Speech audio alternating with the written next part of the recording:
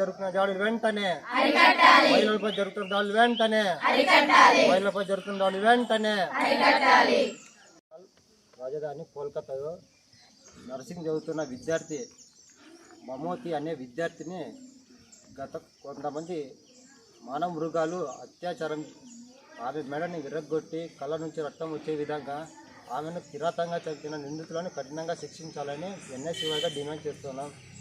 మనకు స్వాతంత్రం వచ్చి 78 ఏళ్ళు అవుతున్నా కూడా మహిళలకు రక్షణ లేకుండా పోతుంది. ఒక తల్లి జన్మనిస్తే పునర్జన్మించేది డాక్టర్ మాత్రమే. అలాంటి డాక్టరు మహిళలపై అసభ్యంగా ప్రవర్తించిన నిందితులను కఠినంగా శిక్షించాలని మేము డిమాండ్ చేస్తున్నాం. ఇప్పటికైనా నిందితులను ఉరి తీయాలని మేము కోరుకుంటాం. లేని పక్షంలో దేశవ్యాప్తంగా పెద్ద ఎత్తున ధర్నా చేస్తామని ఈ సందర్భంగా తెలియజేస్తున్నాం. మహిళలపై జరుగుతున్న దాడులు వెంటనే మహిళలపై జరుగుతున్న దాడులు వెంటనే మహిళలపై జరుగుతున్న దాడులు వెంటనే.